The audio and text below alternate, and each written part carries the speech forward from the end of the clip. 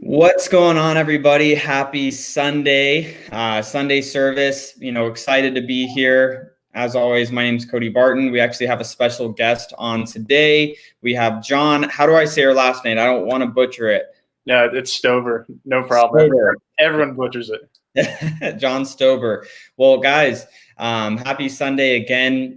For those of you that may be tuning in for the first time, we do this every Sunday. Myself and my business partner, Pace Morby, we've been doing this now for almost 2 years. In a couple months, this is going to be 2 years. And, for those of you that have been with us since the beginning, this started out with us just doing a free conference call on, a free phone number for people to just call in. So, the show has definitely grown and evolved since then. We're excited to get into it tonight. And for those of you that may not know, we are on Spotify and iTunes now. So you can find Sunday service on Spotify and iTunes, listen to us in past episodes while you're driving to work or driving to appointments to meet sellers or whatever you're doing. So we're excited to be here. We're excited to have you. We're going to, open up for some great questions. For those of you that don't know this, John Stoeber is an expert in the multifamily space. I'm actually really excited because this is outside of my expertise as well. And I know that's what, Pace was telling me, that you've been adding a lot of value to people in the creative finance Facebook group. And answering questions, and people have been saying, man, like, you got to get this guy, to go live in the group. And we're like, you know what, let's just have him come on Sunday service. Let's talk about multifamily. That's not my expertise or Pace's. So, we're excited to chat with you and, have you share some value to the audience tonight. We have over 100 people on now, checking in, tuning in. So, John, why don't you tell us a little bit about yourself? Like, if you had to give your brief story in, 60, 90 seconds, where you started, how you got into the multifamily, real estate investing space and, the underwriting space. I mean, how did this all begin? Yeah. Well, 90 seconds. I'll try. So when I graduated from college, I graduated with degrees in finance and accounting. I got my first job offer out of school, and I looked at the salary and the vacation package, and I immediately knew, I was like, this just isn't going to work. I need to make more money. That ultimately led me down the real estate investing rabbit hole, where I started trying to do, I initially started with a house hack, and then I did a flip after that.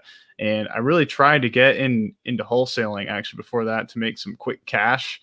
And it just became pretty quickly apparent to me that my skill sets didn't really lie with, trying to speak with sellers and buy and wholesale tons of houses.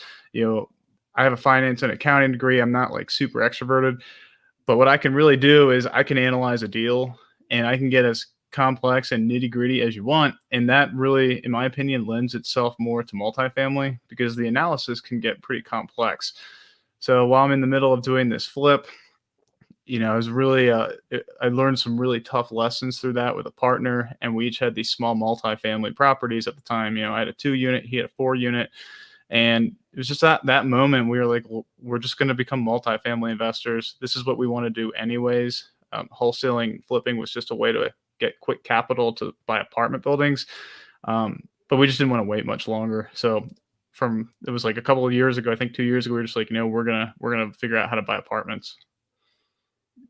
That's awesome. I love that. So now take us to today. What are you working on? Are you working with a group? What is it, life look like right now for you, John, with your work?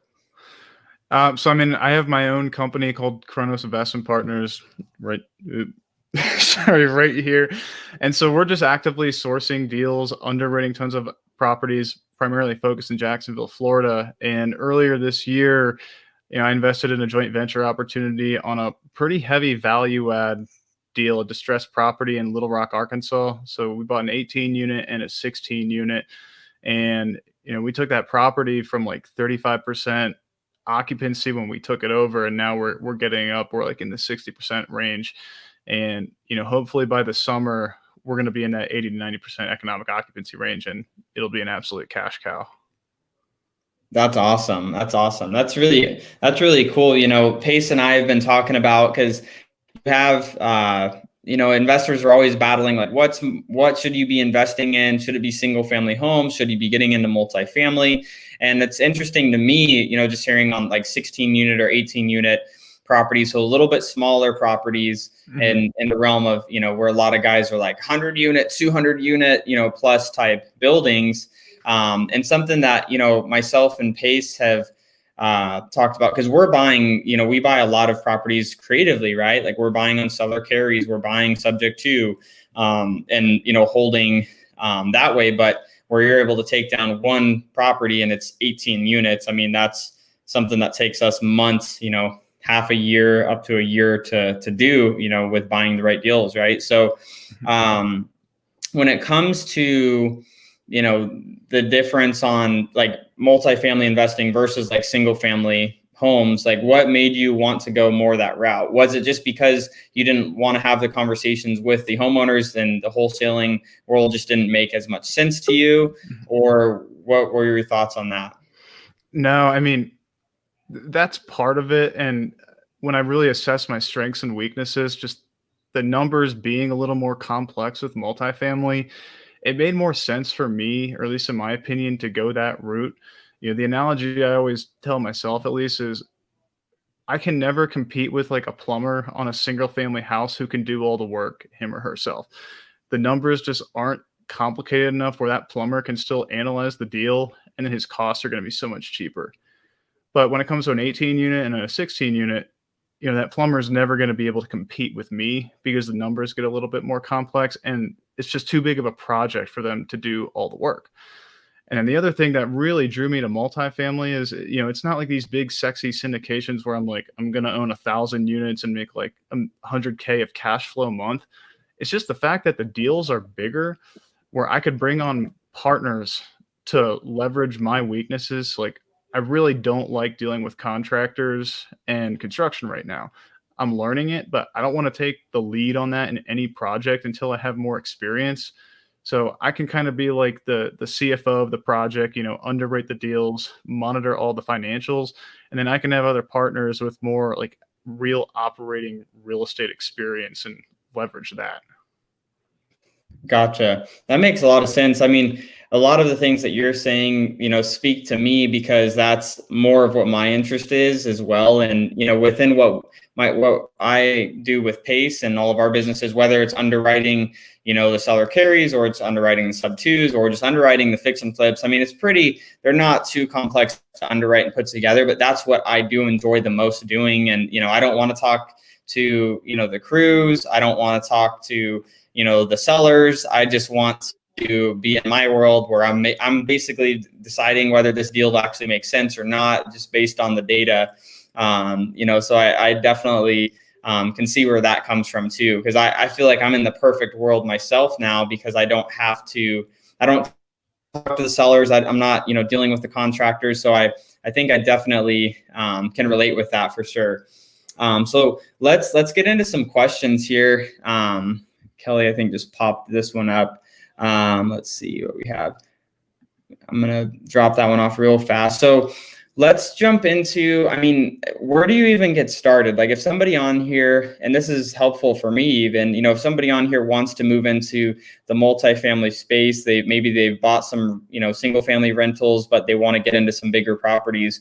What would you say is their next step? Would you say that it's looking at properties that are, 16 units to 24 units, like that smaller unit range, getting started, or what would your suggestion be there?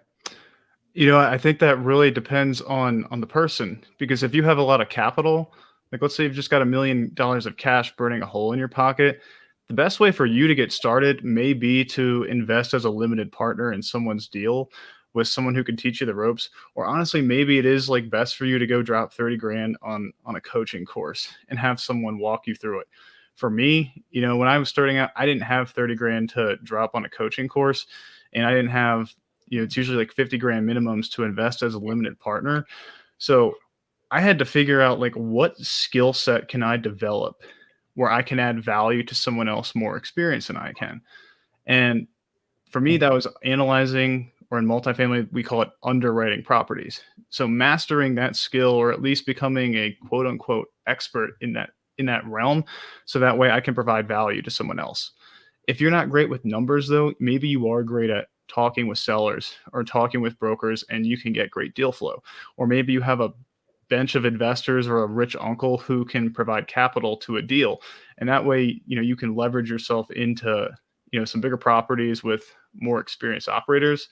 But figuring out that skill set, that superpower that you're going to develop if you don't have tons of capital to invest, I think is the second step after just getting educated.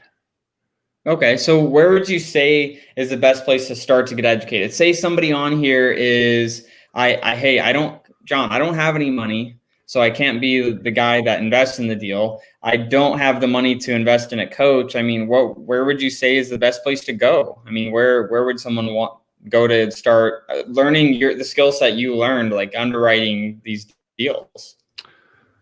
Well, so like every multifamily investor has a podcast, so there's tons of free content out there. So I would start there. And there's also tons of multifamily Facebook groups out there. So I would go into the groups, and this is actually what I did when I started. Go into like a few groups and become real members of the community. You don't have to know much. You don't even have to know anything. Just go in there, start asking questions, and get on phone calls with people, and do networking online. And as you start to do that and talk with more people, you'll just start to pick up the lingo and learn more, and you can have more in-depth conversations with people, which will just like further you along in the process. I like that. That makes a lot of sense. I mean, I think that's what, just like you coming into the creative financing group and adding value to people in that group. I mean, that's why we're on the podcast together today, is just, jumping into the groups and not being scared to, get involved in the conversation. So I really like that advice. And that's actually tangible advice that somebody that doesn't know anything can do, is go join a group and start just, rubbing elbows, in a Facebook group with some other investors. So Zasha, I'm so sorry if I did not pronounce your name right, but has a question on, what cities do you invest in? Is it just Arkansas, like you said? Or are you looking at multiple markets, or where else are you looking at? No, so we have the deal in Little Rock right now. And then one of my partners lives in Jacksonville. So we're really honing in on that market along with Florida just in general. And then, multifamily, it's a team sport, and capital raising and asset management are a really big part of that. So I'm developing relationships with, colleagues and other operators in other markets who maybe they can find the deal, but, they don't want to manage the asset, or they need help raising the capital. And, once you have trust and rapport built up, maybe I raise the capital, I help manage the assets, and I get into deals in markets that I'm not currently in. Gotcha. I like that. So Bradley's asking, how much cash flow per unit do you aim for? I feel like it's kind of a general question, because it'll probably be something like, it depends on the deal, but I'm going to let you run with that. Yeah, it kind of does. So like in our Little Rock property, we bought them for like $23K a door. And then we're probably putting between about like $10K a unit into rehab. So for that, if we're getting, $75 to $100 a door of cash flow, that's probably pretty good. The price is so low that the cash on cash returns will be in double digits, and we'll probably refi out most, if not all, of our money. But if you're looking at more expensive stuff that's like 200 a door, I'd probably be looking for like $200 to $400 a unit of cash flow. Gotcha. Let's see. So it looks like Enzire, I don't know if that's the name, that's a YouTube name, it looks like, has a question on, do they process tax delinquencies on apartment buildings the same way they do on single family residential? I'm assuming, as far as for data and marketing to direct to seller. I'm not sure, but I would imagine they do.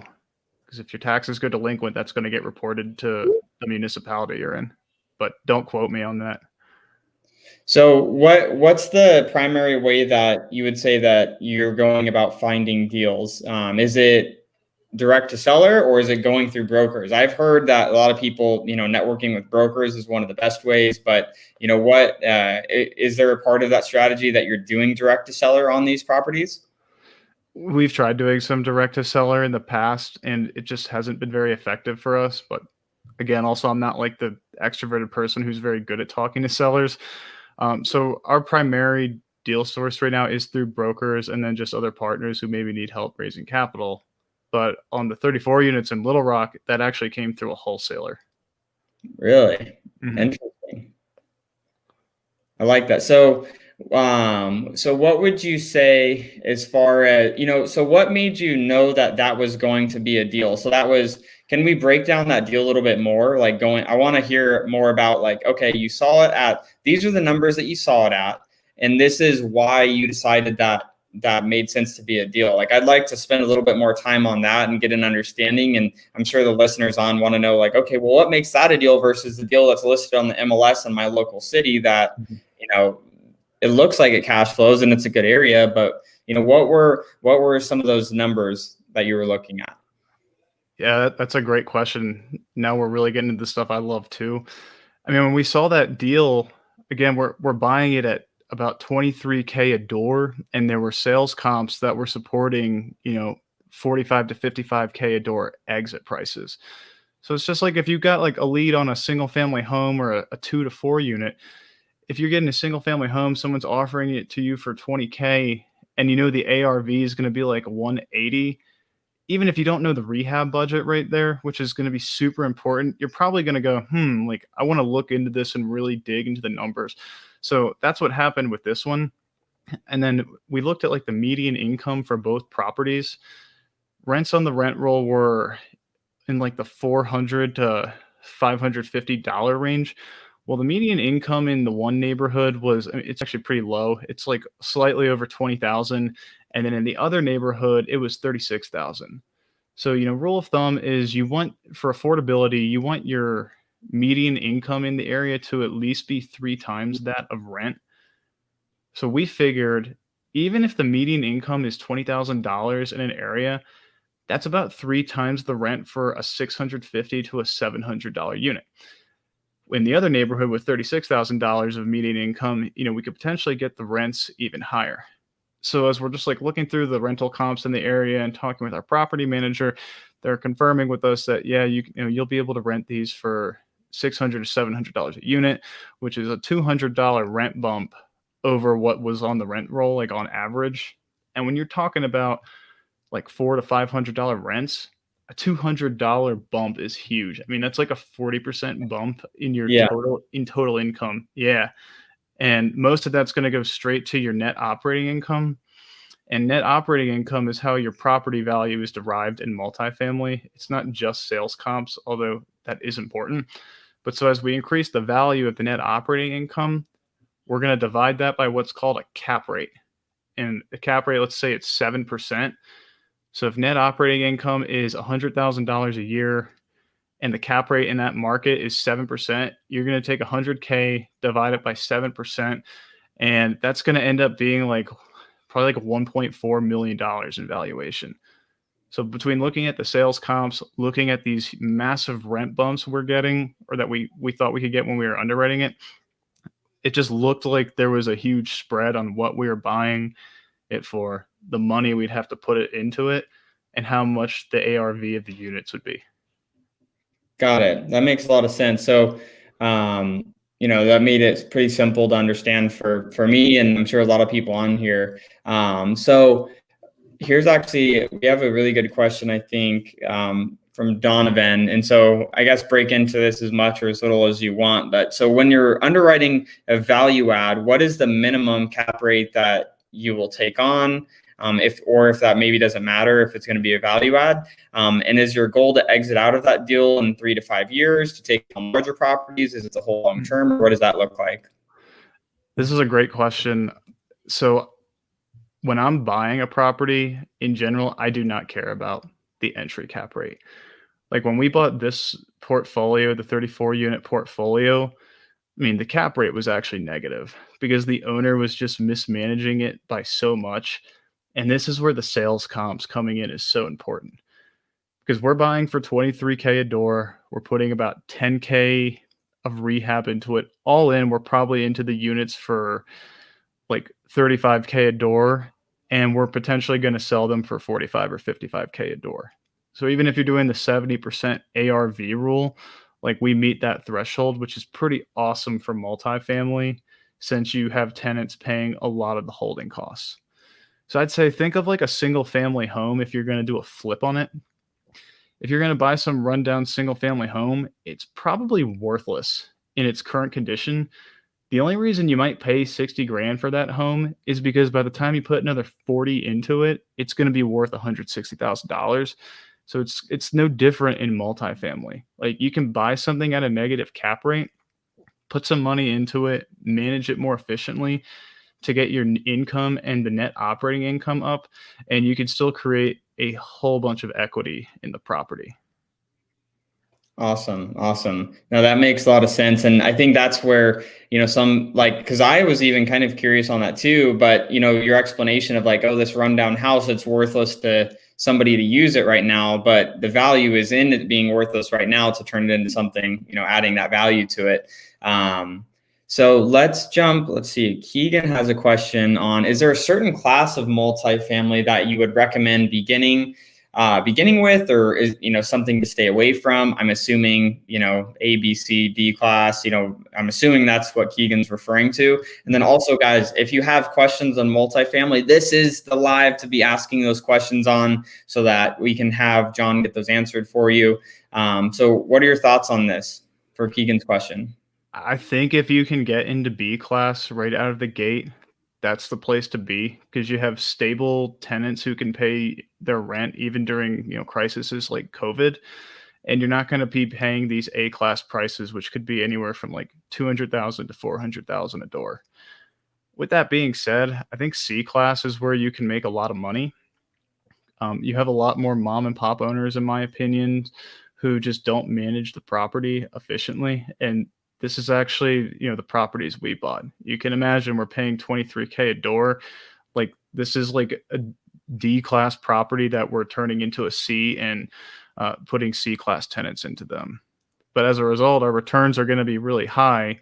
And like none of us, like we had good money. Our partnership had some money going into the deal, but we wouldn't have been able to afford some 50 to 100 unit B class property. We were able to afford a 34 unit C minus property that we're bringing up to a C plus. That makes sense. So when it comes to, because I'm a noob to the multifamily space, so this is a question for me, and a follow up to Keegan's question is, if you're looking at C, like a C property, you're saying that it's a lot of mom and pop owners. So are C class properties typically smaller? Are they not typically like 100 unit and above type properties, or the C class usually like under a certain amount of units, or does that not really matter? No, and maybe I said that wrong. It's just from what I've seen, you tend to get a lot more C class properties with the smaller unit counts, not so much the B class, but you still have like 1, 2, 300 unit C class properties because they were just built a long time ago. Got it. Okay. No, that makes sense. Okay. We have another good question here. So, okay. Camo High Kalama.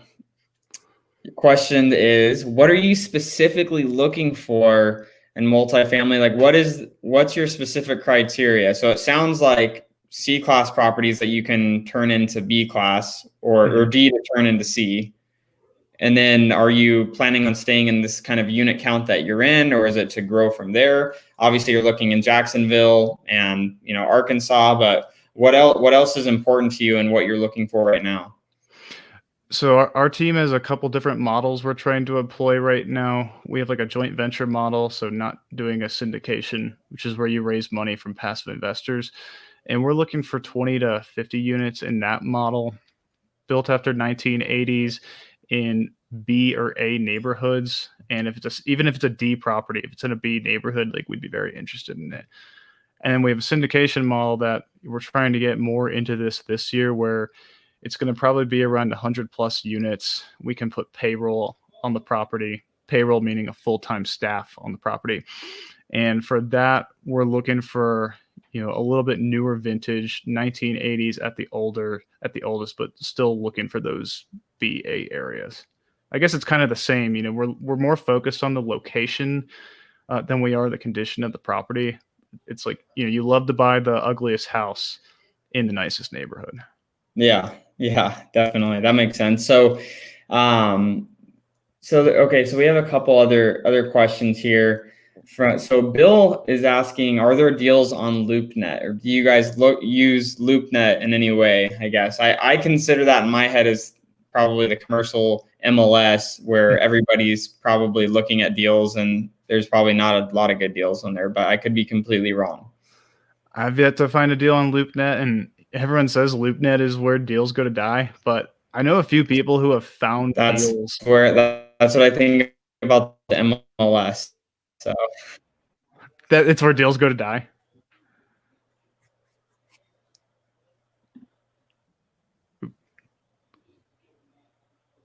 Hey, Cody, am I still with you?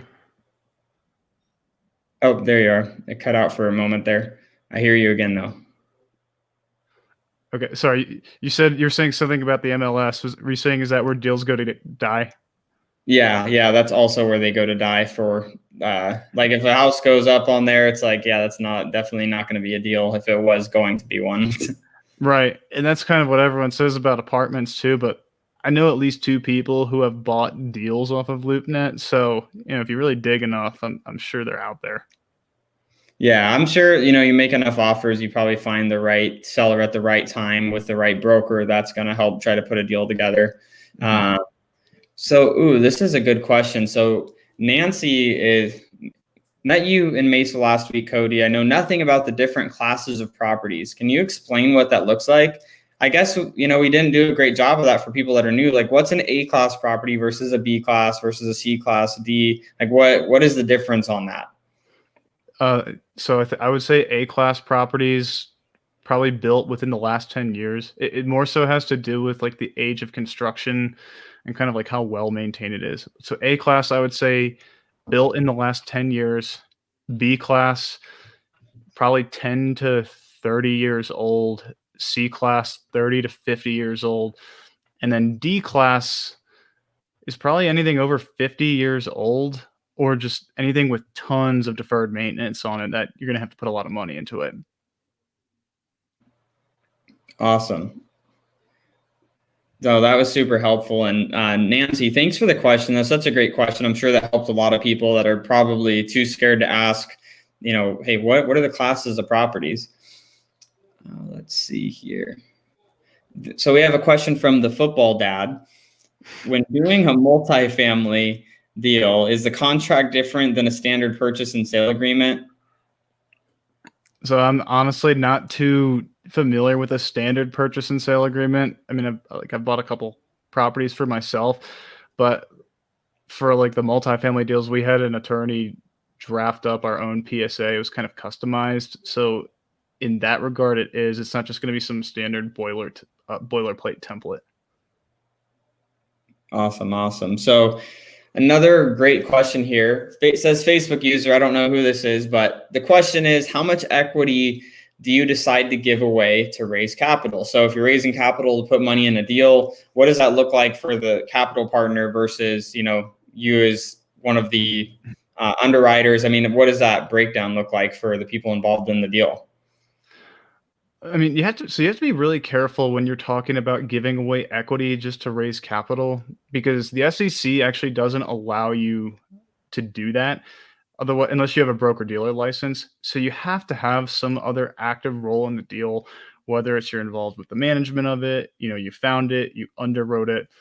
You can't just raise capital. That being said, I know some groups, they'll give away like 30 to 40% of the deal for the capital raising piece, but you have to be involved in some other facet of the deal. Got it. No, that's definitely, great to know. I mean, again, that's not something that, I know too much about. So it's good to know that, going in, when you are looking to raise capital. So Keegan has a follow-up question for you, John. So when upgrading the property from a C class to a C plus or B even, it sounds like, do you typically see a lot of vacancies start to happen due to the tenants now being unable to afford the premium that is charged? Or is there a way that you project, what that's going to look like when you start raising the rent and improving the property? Well, so usually you're going to start raising the rents once you do interior renovations on the units. So you're going to have to make those tenants leave anyways. And often this is just done when, through natural attrition. So the average tenant spends 2 years in an apartment complex. So when their lease runs out, you don't renew it, and then you just renovate the unit, and then you put a new tenant in there for a higher rent. It's not like you're going to go through that complex and then from day one of the takeover to say, hey, everybody, like we haven't done any improvements to the property. There's new management in town. We're going to bump your rents $200 a month. You usually want to add value to the property first and work inside out. So work on the exteriors. If there's deferred maintenance, take care of that. Maybe put a new like fresh coat of paint so it's got a new look on it, and then start working on the interiors of the property and renovating the units. Often what you'll see happen is that the tenants are actually going to be really glad that you're putting money back into the property and taking care of it. And sometimes they're okay with paying the higher rent. And if they're not, they just leave, you rehab the unit, and you put a new one in there. Got it. I like that. I mean, start pushing the, probably some of the more problem tenants out as you start doing that anyways. I mean, makes a lot of sense. So Marcia, I'm curious on this as well, because this is something that Pace and I have been having the conversation about. Do we want to buy more rentals right now with everything going on with COVID? I mean, do we want to, deal with not being able to evict tenants? Cutting out here. Sorry about that. Is that something that you're worried about with COVID and, non-payment of rent? Oh yeah. Yeah, no, it's really worrisome. Luckily for us, we haven't had any issue with evicting non-paying tenants. Well, I guess not true. Out of the 34, we have 2 tenants that they're behind, and they've turned in their CDC paperwork, and we can't evict them until the moratorium is over. But there is rental assistance coming out with this new stimulus package, so we're really on top of that, making sure that we have like all up-to-date news on it. And when we can apply for the rent relief, we're going to be getting on the tenants about that. We've also looked up a bunch of local charities that the tenants who are behind can reach out to get help with their rent and their utilities. So as far as making offers on properties, one thing we're doing now when we can get away with it is we're putting in something called a COVID clause. And what the COVID clause is let's say you buy a property for $1 million. The seller is going to take some of their sales proceeds, let's say 50 grand, and they're going to put that 50 grand into escrow. And then in your offer, you're going to have like a pre-identified, income number. So let's say that income number is 100K a month. For the first 6 months that we're holding the property, if that number falls below 100K, then we actually get to pull the money out of escrow and reimburse ourselves for it. So that's another thing we're doing to mitigate the risks. And then we're going to start offering tenants month-to-month leases for the market rate ones. So if they're not paying rent, we can evict them for a tenant holdover as opposed to failure to pay rent. So let me get that right. So you're converting them to month tenants, so they're not holdover tenants for non-payment of rent. No. Sorry. So if they're on a year-long lease and they don't pay the rent, we can try to evict them for failure to pay rent. But if they turn in their CDC paperwork, we're kind of screwed until the moratorium is over. So what we're doing on new leases is we're offering them a month-to-month option, which a lot of tenants like anyways because it's flexible. And then if they stop paying the rent, we don't have to file failure to pay rent on them. We can file tenant holdover because their lease is over. Interesting. So then you're able to still get them out by doing that. Mm-hmm. I like that. I'm making a note to look at that for our single family homes, because we have a few problem child tenants that we've been dealing with for a few months now, and so that's definitely sounds like a good potential option, is just getting everyone on month to month. Mm-hmm. Yeah, we'll see how it works. Our manager tells us it does take longer to do an eviction for that, but if this moratorium goes until like September, it's better to get them out in a few months than waiting 9 months.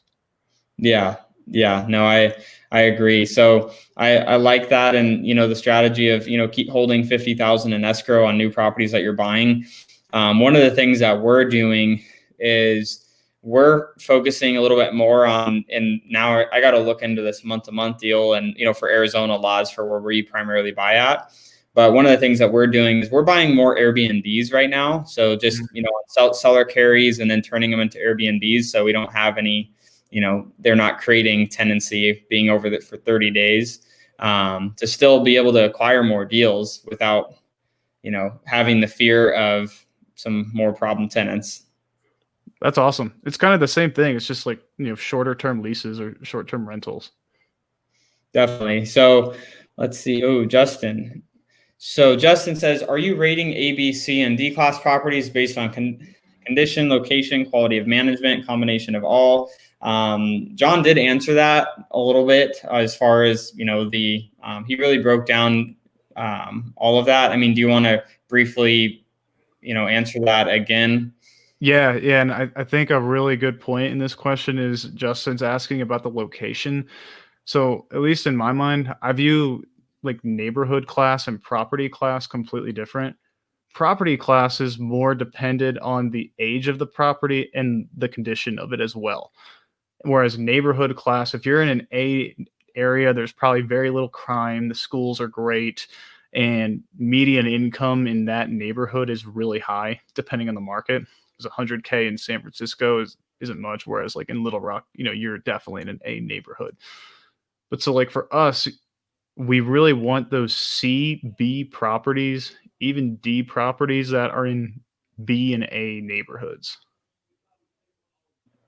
Awesome. So Keegan, man, you've had so many great questions. Another question from Keegan is, do you have a pre-approval letter, basically like a pre-qualification letter before getting a deal, or do you work on obtaining financing based upon a specific deal? Like how does that process work? That's a great question. So with the current deals that we bought, we actually bought them on a master lease option, so we didn't have to go through this. But for the other deals that we're analyzing and making offers from, we'll get what we call debt quotes, which is where you just reach out to your lender and figure out, what the financing terms are going to be like. And for multifamily, the lender is more so financing the property based on the income.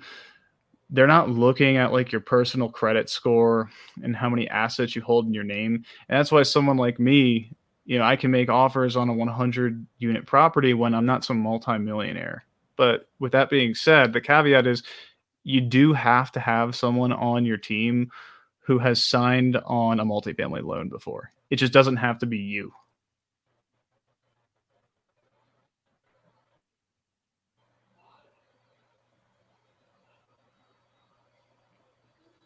Oh, but cut me out there for a second. Can you still hear me? Yeah. Do I need to explain that again? I think no. I think we're good. I think it was on my end. But let's jump to another question here. Let's see.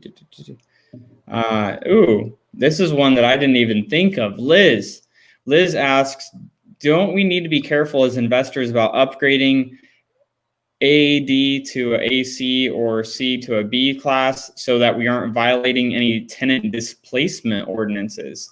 I know I've seen some stuff in like Philadelphia that they're starting to crack down, and I know probably California because it's California. Yeah. But how do you avoid that if that's a thing? And depending on the market, I don't know. I try to avoid those markets in general.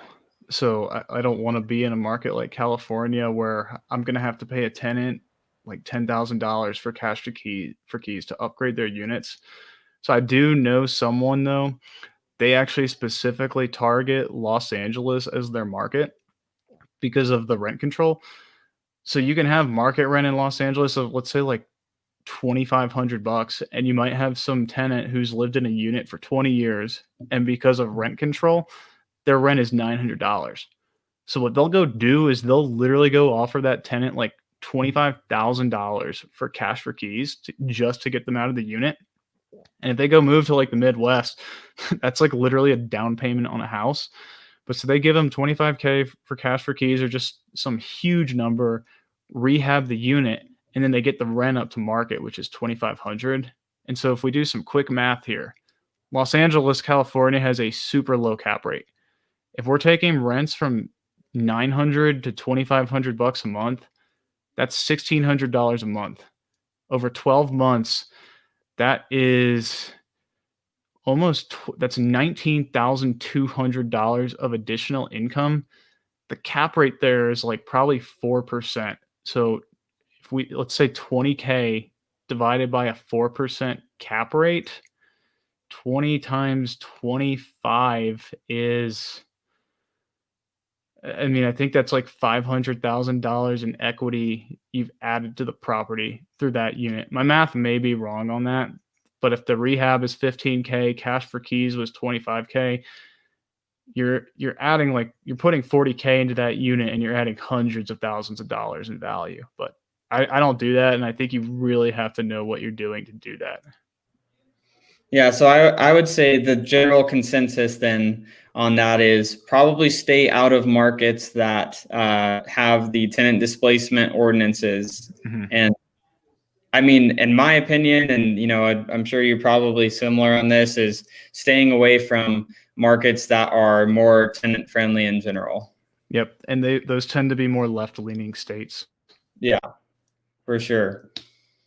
That's what, will be interesting to see in Arizona as we have now switched to a blue state, that, whether we're going to start seeing some more of that, because there's already been some chatter here, which makes me and Pace start to wonder, we're like, are we going to start to see some shifts in the way that the landlord tenant laws are? Because here it's, pretty easy to, prior to the moratorium, it was pretty easy to deal with bad tenants and getting bad tenants out of your property. So, we'll see what the future has in store for us. Well, you guys are probably in the best market in the country, though, in my opinion. So I feel like everything's going to work out. For Arizona? Yeah, I mean, if I didn't, well, I'm in Denver now, but I think Arizona is probably the best market to invest in the country, just from a demographic perspective.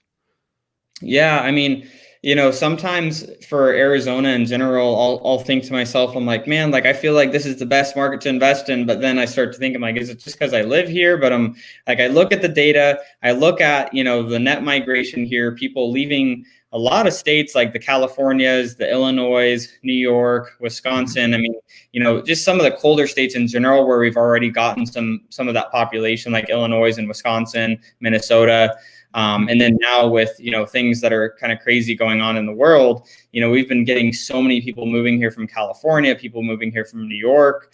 And we just don't have enough housing. And yeah, I mean, I'm sure in your analysis, I don't know as far as the multifamily side of things, but it seems like there's a brand new A-class apartment complex being thrown up on every corner here. Yeah. And they still can't keep up with the demand.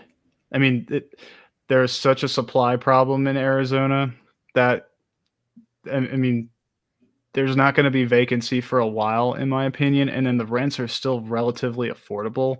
So, you hold on to your properties for another 10 years, you could get some pretty substantial rent increases. I think they've been going up at least 5-6% a year for probably the last decade, which is that's crazy. I underrate 2 to 3% most times. So you're doubling or tripling that in some cases.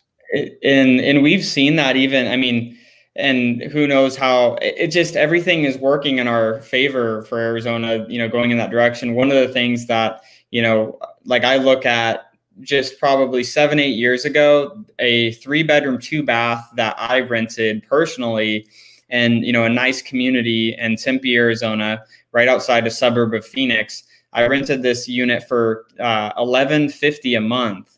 And now that same unit is renting for $1,850 a month, and it's not any nicer. And it's it's insane seeing, what the prices have went up to here. And, it's been a slow creep that we've been seeing it, but I've seen it now where, the next house that I was looking at a new build last week to go buy for myself, and they're like, yeah, you don't even have a shot at buying a new build here. You could put a $20,000 non-refundable deposit down, and, but the build time's 16 months, you're on a waiting list. And it's just seeing how competitive it is to even just get a home here. If you're buying traditionally, either going through a new build or, buying resale. I mean, inventory is low, extremely low too. So whether people are buying or renting, it's just people are getting squeezed right now out here. Yeah.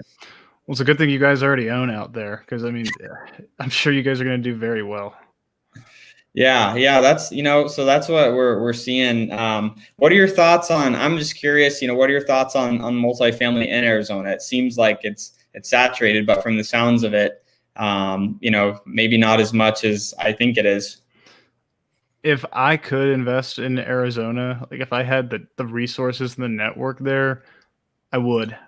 I think from a multifamily perspective, Arizona is really interesting because in most markets, don't the taxes they go up like 5% a year, right? No matter what. I mean, there's not crazy reassessments on those taxes like you have in Texas or in the Southeast, where sometimes your tax will go up like 40% in a year. And your insurance is already pretty low because you don't have natural disasters.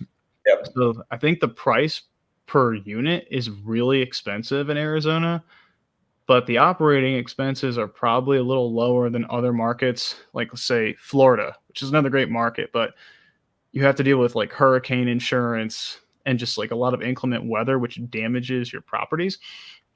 And then just because of all these demographic trends we've been talking about, I think you're going to have higher than normal rent growth in Arizona for probably the next decade and really low vacancy. And then because the cap rates are pretty low in the Phoenix metro area, I think depending on the class of property, it's probably somewhere between like 4 and 5%. I mean, if your rent growth is 5% a year on $1 million property, that's $50,000 in income. If the expense growth is only 2% and it's 50%, maybe you're going from 500K in expenses to 510K. so like the additional net operating income is 50K minus 10K is 40K, which at a 4% cap rate, I'm going to do the math right now, we'll do 5% just to be conservative.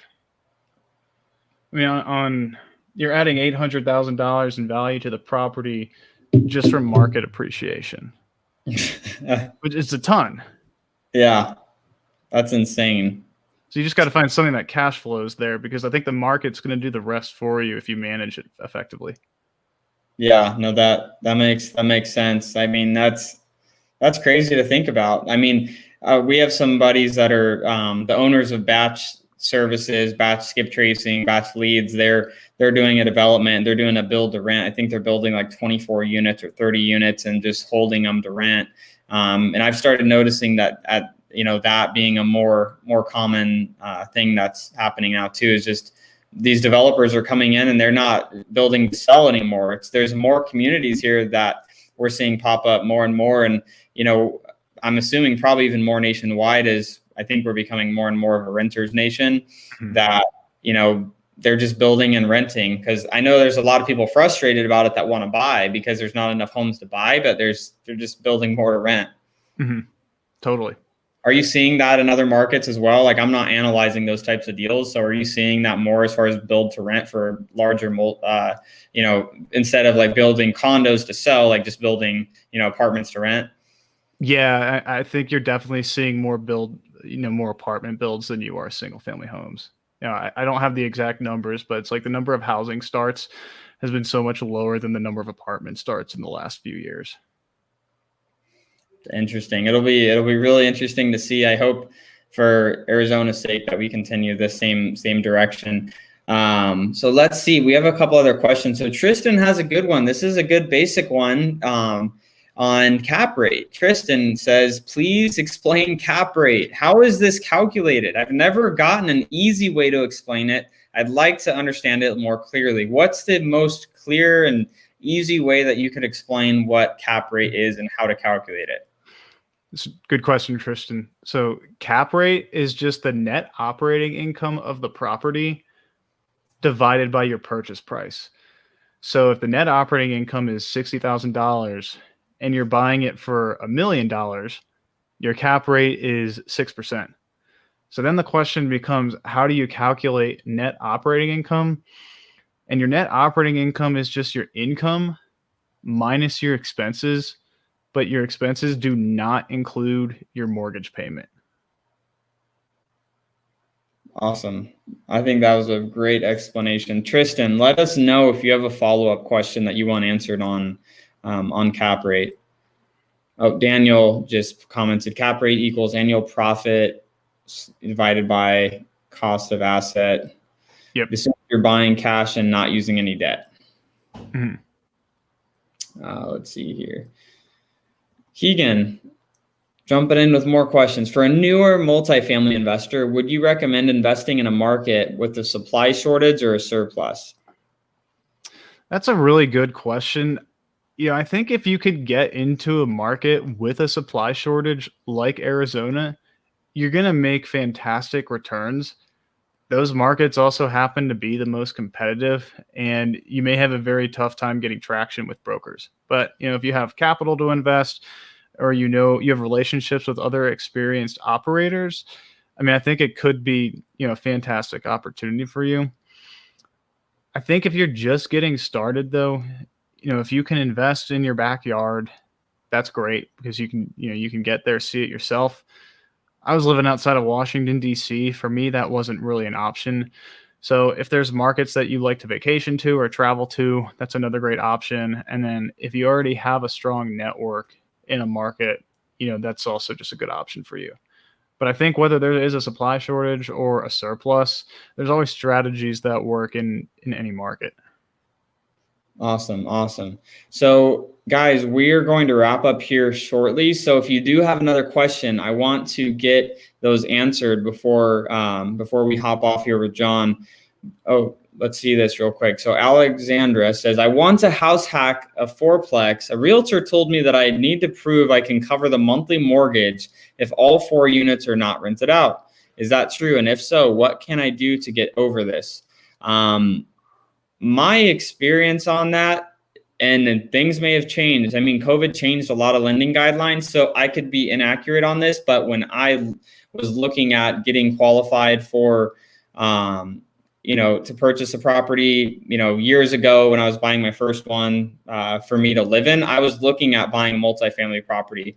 And depending on the lender that you're going through, sometimes they can give you credit based on the length of one of the tenants, the length of the tenant's occupancy in the property as against your, to help with your debt to income. But it may have changed. I haven't looked into doing that for years. John, what do you have any insight on that? Or well, when I house hacked my duplex, they took like 75% of the income from the other unit and they counted that. So I might talk with another realtor or a lender.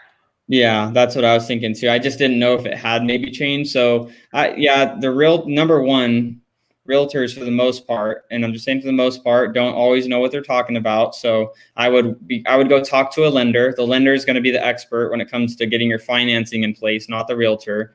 Realtors can know what they're doing. I have my real estate license, but I did deal with and encounter a lot of realtors that were, some dummies to work with. So you got to ask some other people. But that's a great way to get started in real estate, house hacking a property like that. So you did a duplex. So in Arizona, all of the duplex, triplex, fourplexes weren't in areas that I would live in. So I did a little bit house hacking, but a little bit different. I bought the house and rented the rooms in it to friends. And, so I did it that way. But I think it's one of the best ways to start because then your living expenses get super low and you could, invest that money in other deals or in your education. Yeah, I'm looking to house hack again. I sold that duplex, but it was just such an awesome strategy. And you can get in for such a low down payment too. Yeah, 100%. So that's what I did on the first couple houses that I had bought was, I moved in, rented rooms out, eventually, after a couple of years, then moved into another property, did the same thing. And it makes it really easy. Obviously if you have a family and kids and all that, if you're going to be living in it and having roommates, that's more of a challenge, but doing the duplex, triplex, fourplex model, if you're in an area, that, has those, then, I think it's a great way to get started. Alexandra says, wow, thank you so much. Yes. Go talk to another lender, talk to another realtor, get someone that's, going to help you work through this. All right, let's see. Couple other. Oh, Tyler Hurst says, what is the point of analyzing the cap rate? Is it just see your ROI or what? Why do you look at that? I don't really look at the cap rate that much unless I'm looking at selling a property or refinancing it. And in that case, yeah, you need to know what the market cap rate is just so you can see what your investment metrics are going to be. But I don't find it very important when you're buying a property. Got it. Great question. So Moran is asking, how are multifamily sellers with seller financing? Have you found that they're more agreeable to it? I know a lot of people are coming in from the creative financing group. So people's hot button is like seller carry sub two. How is that more common or less common when, dealing with these multifamily properties? Well, so like for ours, we were able to get seller carry in the form of a master lease option. This was also like a single owner who had completely mismanaged the property and no bank was going to lend on it. So he didn't really have a choice. In my experience, when you start to get into like the 100 unit space, you're dealing with very sophisticated investors and you're not dealing with distressed properties as much. I mean, they're still out there, but there's just like a value add component where the property cash flows and then you can like increase the rents, reduce expenses to make it cash flow more. But a bank is going to still finance it. And these investors usually just want to take the cash because they're 1031ing into a new investment, or because they're pretty sophisticated, they can earn higher than like a 6% return that you can offer them. So it's out there. I think it's probably more common though in like the under 50 unit range because you're going to tend to have more mom and pop investors there. That's a great answer, Moran. Great question as well. So let's do this, John. We're super grateful to have you hop on here, and obviously bringing value to people within our community. What can we do to help bring you value? What are you looking for? What can the listeners that are listening to you now bring to value for you? Is it deals? Or I don't want to say money because there's the SEC stuff, but deals, or what else can we do to bring value to you, John? It's definitely deals. So if you're in like Florida or one of these hot markets that are hot growing markets, definitely reach out. Would love to connect. I do it's important to me to have relationships with people I'm investing in, especially if we're going to raise money. And if you're interested in investing in multifamily, definitely reach out, whether that's passively or actively, and let's connect. So what's the best way for people to get connected with you? Is it, do you want to give them your phone number? Do you want to give them your email? Do you want to tell them just go to your Instagram? Where do you want them to find you? So Facebook, John Stoeber, and then my Instagram, which is just John_Stoeber. Those are probably the best ways to reach me. Underscores. Okay, so I'm going to type that out here. And then for those of you that may be listening in from Spotify or iTunes, that's John_Stoeber on Instagram, JOHN_Stoeber, STOEBER. So I'm going to post that in the comments too for those of you guys that are listening live. So you can connect either via Facebook or Instagram. Any closing thoughts? What do you have, for people? It is kind of still the new year for people to have a great year. What would you say are top couple things to share with everybody before we wrap up? I think just take action and be persistent. Took me 2 years to get my first multifamily deal. And, there were days where I felt like I was going backwards and I wanted to quit. And eventually, just through staying in the game long enough, I had a great opportunity fall in my lap. So yeah, persistence and grit. I think that's like truly the most important thing as far as becoming a successful investor. Awesome. I would say that deal didn't fall on your lap because you spent 2 years grinding it out to figure it out so that when the deal came up, you were prepared for that opportunity. Yeah, no, I agree. But it was because I was in the game. Yes, you stayed in the game. Can't win the game if you get out of the game. So I love that. So right. John, well, thank you so much for spending some time with us in our group. So guys, again, you can connect with John on his Instagram or Facebook if you have deal opportunities. Hopefully, I know I learned a lot. So I hope that everyone on here was able to learn a lot as well.